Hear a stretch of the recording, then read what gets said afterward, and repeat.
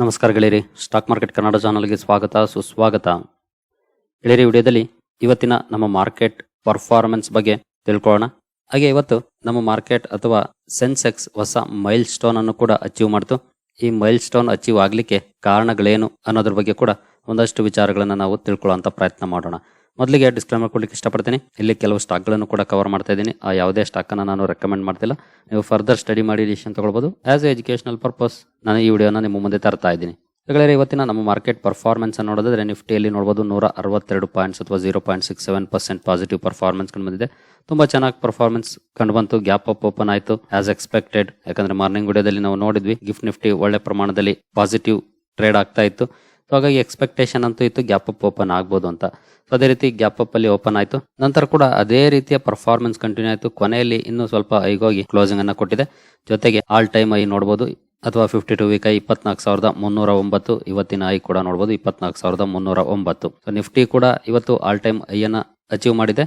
ಜೊತೆಗೆ ನಾವು ಸೆನ್ಸೆಕ್ಸ್ ಪರ್ಫಾರ್ಮೆನ್ಸ್ ಅನ್ನ ನೋಡಿದ್ರೆ ಇಲ್ಲಿ 545 ಪಾಯಿಂಟ್ಸ್ ಅಪ್ ಆಗಿದೆ ಅಥವಾ 0.69%. ಹಾಗೆ ನಾವು ಇವತ್ತಿನ ಹೈ ನೋಡಬಹುದು 80,074 52 ವೀಕ್ ಐ. ಹಾಗೆ ಇವತ್ತಿನ ಐ ಕೂಡ ಸೇಮ್ ಇದೆ, ಅದನ್ನ ನೋಡಬಹುದು. So for the first time Sensex 80,000 ಗಡಿ ದಾಟಿ ಮತ್ತೆ ಒಳಗಡೆ ಬಂದು ಕ್ಲೋಸಿಂಗ್ ಅನ್ನ ಕೊಟ್ಟಿದೆ. ಸೊ ಮೇ ಬಿ ನಾಳೆ ಸ್ವಲ್ಪ ಪಾಸಿಟಿವ್ ಪರ್ಫಾರ್ಮೆನ್ಸ್ ಕಂಡು ಬಂದ್ರೆ 80,000 ಮೇಲೂ ಕೂಡ ಕ್ಲೋಸಿಂಗ್ ಅನ್ನ ಕೊಡುವಂತ ಸಾಧ್ಯತೆಗಳು ಜಾಸ್ತಿ ಇದೆ. ನಂತರ ನಾವು ಬ್ರಾಡ್ ಮಾರ್ಕೆಟ್ ಇಂಡೈಸಸ್ ಗಳು ಯಾವ ರೀತಿ ಪರ್ಫಾರ್ಮ್ ಮಾಡಿದ್ವು ಅಂತ ನೋಡೋದಾದ್ರೆ ನಿಫ್ಟಿ 50ಯಲ್ಲಿ ಒಳ್ಳೆ ಪರ್ಫಾರ್ಮೆನ್ಸ್ ಬಂತು. ನಿಫ್ಟಿ ನೆಕ್ಸ್ಟ್ 50 ನಲ್ಲಿ ನೋಡಬಹುದು ಮೋರ್ ದನ್ 1% ಪಾಸಿಟಿವ್ ಪರ್ಫಾರ್ಮೆನ್ಸ್ ಕಂಡು ಬಂದಿದೆ. ನಿಫ್ಟಿ 100 ಅಲ್ಲಿ 0.74% ಪಾಸಿಟಿವ್. ನಿಫ್ಟಿ 200 ಅಲ್ಲೂ ಕೂಡ ಸೇಮ್ 0.75% ಪಾಸಿಟಿವ್ ಪರ್ಫಾರ್ಮೆನ್ಸ್. ಹಾಗೆ 500 ಅಲ್ಲೂ ಕೂಡ ಸೇಮ್ ಪರ್ಫಾರ್ಮೆನ್ಸ್ 0.74, 0.75, 0.76. ಒಳ್ಳೆ ಪರ್ಫಾರ್ಮೆನ್ಸ್ ಕಂಡು ಬಂತು. ಮಿಡ್ ಕ್ಯಾಪ್ ಅಲ್ಲಿ ಎಸ್ಪೆಷಲಿ ಮಿಡ್ ಕ್ಯಾಪ್ 50 ನಲ್ಲಿ ನಿಯರ್ಲಿ 1%. ಹಾಗೆ ಮಿಡ್ ಕ್ಯಾಪ್ 100 ಅಲ್ಲಿ 0.79%. ಸ್ಮಾಲ್ ಕ್ಯಾಪ್ ಅಲ್ಲಿ ಮೋರ್ ದನ್ 1% ಪಾಸಿಟಿವ್ ಪರ್ಫಾರ್ಮೆನ್ಸ್ ಕಂಡು ಬಂತು. ಹಾಗೆ ಮಿಡ್ ಕ್ಯಾಪ್ 150 ನಲ್ಲಿ 0.78%. ಸ್ಮಾಲ್ ಕ್ಯಾಪ್ 50 ನಲ್ಲಿ 0.91%. ಸ್ಮಾಲ್ ಕ್ಯಾಪ್ 250 ಕೂಡ 0.9%. ನಂತರ ಮೈಕ್ರೋ ಕ್ಯಾಪ್ಗೆ ಬಂದ್ರೆ ಇಲ್ಲೂ ಕೂಡ 0.77% ಪರ್ಫಾರ್ಮೆನ್ಸ್ ಕಂಡು ಬಂತು. ಓವರ್ ಆಲ್ ಎಲ್ಲ ಬ್ರಾಡ್ ಮಾರ್ಕೆಟ್ ಇಂಡೈಸಸ್ ಕೂಡ ತುಂಬಾ ಒಳ್ಳೆ ಪರ್ಫಾರ್ಮೆನ್ಸ್ ಅನ್ನು ಕೊಟ್ಟಿದೆ. ಸ್ಮಾಲ್ ಕ್ಯಾಪ್ ಆಗ್ಬೋದು, ಮಿಡ್ ಕ್ಯಾಪ್ ಆಗ್ಬೋದು ಅಥವಾ ಲಾರ್ಜ್ ಕ್ಯಾಪ್ ಆಗ್ಬೋದು, ಎಲ್ಲಾನು ಕೂಡ ತುಂಬಾ ಒಳ್ಳೆ ಪರ್ಫಾರ್ಮೆನ್ಸ್ ಅನ್ನ ಇವತ್ತು ಕೊಟ್ಟು ಅದನ್ನ ಕ್ಲಿಯರ್ ಆಗಿ ನೋಡಬಹುದು. ನಂತರ ನಾವು ಸೆಕ್ಟೋರಲ್ ಇಂಡೈಸಸ್ ಗಳ ಕಡೆ ಬರೋದಾದ್ರೆ ನೋಡಬಹುದು ಇವತ್ತು ಬ್ಯಾಂಕಿಂಗ್ ಸ್ಟಾಕ್ಸ್ ಯಾವ ರೀತಿ ಪರ್ಫಾರ್ಮ್ ಮಾಡಿದೆ ಅಂತ. ಇದಕ್ಕೆ ಮೇನ್ ಆಗಿ ಒಂದು ಕಾರಣ ಇದೆ. ನಾನು ಮಾರ್ನಿಂಗ್ ವಿಡಿಯೋದಲ್ಲಿ ಮೇಜರ್ ಆಗಿ ಇರುವಂತಹ ಒಂದು ಬ್ಯಾಂಕ್ ಗೆ ಸಂಬಂಧಪಟ್ಟಂತ ಅಪ್ಡೇಟ್ ಅನ್ನು ಕೊಟ್ಟಿದ್ದೆ. ಆಗ ಈ ಪಾಯಿಂಟ್ಸ್ ಅನ್ನು ಕೂಡ ಹೇಳಿದ್ದೆ. ಓವರ್ ಆಲ್ ಈ ಸ್ಟಾಕ್ ಅಲ್ಲಿ ರ್ಯಾಲಿ ಬಂದ್ರೆ ಮಾರ್ಕೆಟ್ ಅನ್ನು ಕೂಡ ಮೇಲೆತ್ತುವಂತ ಚಾನ್ಸಸ್ ಇರುತ್ತೆ, one of the leader bank ಅಂತ. ಸೊ ಅದೇ ಇವತ್ತು ಕಾರಣ ಆಗಿದೆ ಬ್ಯಾಂಕಿಂಗ್ ಸ್ಟಾಕ್ ಗಳಲ್ಲಿ ಒಳ್ಳೆ ಪರ್ಫಾರ್ಮೆನ್ಸ್ ಬರ್ಲಿಕ್ಕೆ. ಇವನ್ ಫೈನಾನ್ಷಿಯಲ್ ಸರ್ವಿಸಸ್ ಕೂಡ ನೋಡಬಹುದು ಯಾವ ರೀತಿ ಪರ್ಫಾರ್ಮ್ ಮಾಡಿದೆ ಅಂತ. ಅಲ್ಲೂ ಕೂಡ 1.8% ಪಾಸಿಟಿವ್ ಪರ್ಫಾರ್ಮೆನ್ಸ್ ಕಂಡು ಬಂದಿದೆ. ಆಟೋ ಕೂಡ ಸ್ವಲ್ಪ ಮಟ್ಟಿಗೆ ಪಾಸಿಟಿವ್ ಇದೆ. ನಿನ್ನೆ ಸ್ವಲ್ಪ ನೆಗೆಟಿವ್ ಇತ್ತು, ಇವತ್ತು ಪಾಸಿಟಿವ್ ಆಗಿದೆ. ಹಾಗೆ FMCG ಕೂಡ ನಿಯರ್ಲಿ 1% ಪಾಸಿಟಿವ್ ಇದೆ. IT ಇವತ್ತು ಫ್ಲಾಟಿಶ್ ಪರ್ಫಾರ್ಮೆನ್ಸ್ ಕಂಡು ಬಂದಿದೆ. ನಿನ್ನೆ ಮೊನ್ನೆ ಚೆನ್ನಾಗಿ ಪರ್ಫಾರ್ಮ್ ಮಾಡಿತ್ತು IT, ಇವತ್ತು ಫ್ಲಾಟ್ ಪರ್ಫಾರ್ಮೆನ್ಸ್ ಇದೆ. ಮೀಡಿಯಾ ಡೌನ್ ಆಗಿದೆ. ಮೆಟಲ್ ಚೆನ್ನಾಗಿ ಪರ್ಫಾರ್ಮ್ ಮಾಡಿದೆ. ಫಾರ್ಮಾ ಕೂಡ ಇವತ್ತು ಚೆನ್ನಾಗಿ ಪರ್ಫಾರ್ಮ್ ಮಾಡಿದೆ. PSU ಬ್ಯಾಂಕ್ಗಳು ಕೂಡ ನೋಡಬಹುದು ಮೋರ್ ದನ್ 1% ಪಾಸಿಟಿವ್ ಇದೆ. ಪ್ರೈವೇಟ್ ಬ್ಯಾಂಕ್ಗಳು ಮೋರ್ ದನ್ 2% ಪಾಸಿಟಿವ್. ರಿಯಾಲಿಟಿ ಚೆನ್ನಾಗಿ ಪರ್ಫಾರ್ಮ್ ಮಾಡಿದೆ. ಹೆಲ್ತ್ ಕೇರ್ ಚೆನ್ನಾಗಿ ಪರ್ಫಾರ್ಮ್ ಮಾಡಿದೆ. ಕನ್ಸ್ಯೂಮರ್ ಡ್ಯೂರಬಲ್ಸ್ ಕೂಡ ಸ್ವಲ್ಪ ಮಟ್ಟಿಗೆ ಪಾಸಿಟಿವ್ ಅಲ್ಲಿ ಕ್ಲೋಸಿಂಗ್ ಅನ್ನ ಕೊಟ್ಟಿದೆ.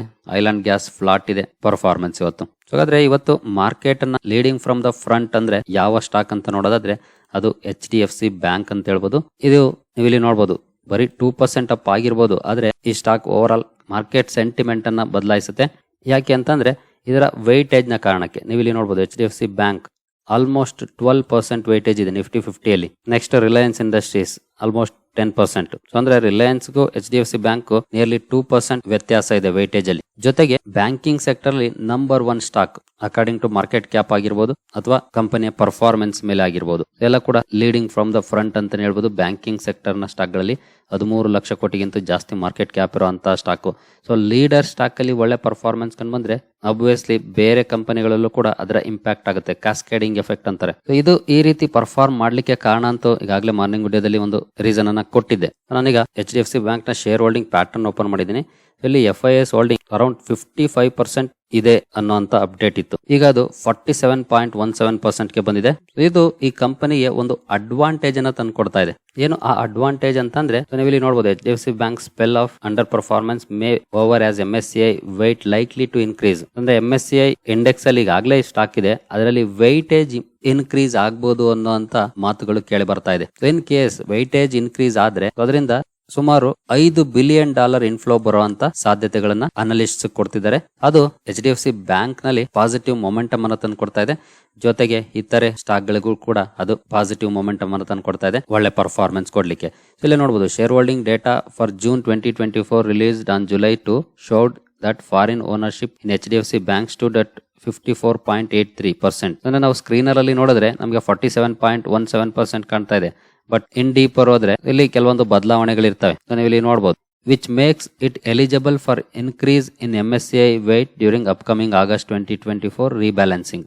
ಅಂದ್ರೆ ನೆಕ್ಸ್ಟ್ ಆಗಸ್ಟ್ ಅಲ್ಲಿ ರೀಬ್ಯಾಲೆನ್ಸಿಂಗ್ ಇದೆ. ಆಗ ಇದರ ವೈಟೇಜ್ ಅನ್ನ ಜಾಸ್ತಿ ಮಾಡಬಹುದು. ಮಾಡ್ತಾರೋ ಇಲ್ವೋ ಗೊತ್ತಿಲ್ಲ, ಅದು ನೆಕ್ಸ್ಟ್ ಗೊತ್ತಾಗುತ್ತೆ. ಇನ್ ಕೇಸ್ ಮಾಡಿದ್ರೆ ನೆಕ್ಸ್ಟ್ ಯಾವಾಗ ಈ ವೈಟೇಜ್ ಚೇಂಜಸ್ ಅಪ್ಲೈ ಆಗುತ್ತೆ ಅಲ್ಲಿಂದ ನೆಕ್ಸ್ಟ್ 1 ವಾರ ಅಥವಾ 2 ವಾರದಲ್ಲಿ $5 ಬಿಲಿಯನ್ ಈ ಸ್ಟಾಕ್ ಗೆ ಇನ್ಫ್ಲೋ ಬರುವಂತ ಸಾಧ್ಯತೆಗಳಿದೆ ಅಂತ ನ್ಯೂಸ್ ಇದೆ. ಆ ಒಂದು ಕಾರಣಕ್ಕೆ ಈ ಸ್ಟಾಕ್ ಅಲ್ಲಿ ಒಳ್ಳೆ ಪರ್ಫಾರ್ಮೆನ್ಸ್ ಕಂಡು ಬರ್ತಾ ಇದೆ. ಆಲ್ಮೋಸ್ಟ್ ಲಾಸ್ಟ್ 1 ಮಂತ್ ಇಂದ ಕೂಡ ಒಳ್ಳೆ ಪರ್ಫಾರ್ಮೆನ್ಸ್ ಕಂಡು ಬಂದಿದೆ. ತುಂಬಾ ದಿನದಿಂದ ಅಂಡರ್ ಪರ್ಫಾರ್ಮ್ ಮಾಡಿರುವಂತಹ ಸ್ಟಾಕ್. ಇನ್ ಕೇಸ್ ನಾವು 1 ಮಂತ್ ಪರ್ಫಾರ್ಮೆನ್ಸ್ ಅನ್ನ ನೋಡಿದ್ರೆ ನೋಡಬಹುದು ಮೋರ್ ದನ್ 12% ಪಾಸಿಟಿವ್ ಪರ್ಫಾರ್ಮೆನ್ಸ್ ಅನ್ನ ಕಂಪನಿ ಕೊಟ್ಟಿದೆ. ಹಾಗೆ ನಾವೇನಾದ್ರೂ 6 ಮಂತ್ಸ್ ಪರ್ಫಾರ್ಮೆನ್ಸ್ ಅನ್ನ ನೋಡಿದ್ರೆ ನೋಡಬಹುದು ಬರೀ 5%. ಹಾಗೆ 1 ಇಯರ್ ಪರ್ಫಾರ್ಮೆನ್ಸ್ ಅನ್ನ ನೋಡಿದ್ರೆ 2%. ಸೊ ಈ ರೀತಿ ಇದ್ದಂತ ಸ್ಟಾಕ್ ಜಸ್ಟ್ 1 ಮಂತ್ ಅಲ್ಲಿ 12-13% ಮೇಲೆ ಹೋಗುತ್ತೆ ಅಂತಂದ್ರೆ ಅದಕ್ಕೆ ಒಂದು ವ್ಯಾಲಿಡ್ ರೀಸನ್ ಬೇಕಾಗಿರುತ್ತೆ. ಸೊ ನಾನು ಯಾವಾಗ್ಲೂ ಹೇಳ್ತಾ ಇದ್ದೆ, ಇದಕ್ಕೂ ಕೂಡ ಒಂದು ಟೈಮ್ ಬರುತ್ತೆ, ಇವತ್ತಲ್ಲ ನಾಳೆ. ಅಲ್ಲಿವರೆಗೂ ನಾವು ವೆಯ್ಟ್ ಮಾಡುವಂತ ಪೇಷನ್ಸ್ ಇಟ್ಕೊಳ್ಬೇಕು ಅಂತ. ಸೊ ಮೇ ಬಿ ಅದು ಬಂದಿರಬಹುದು ಅನ್ಸುತ್ತೆ ಈಗ.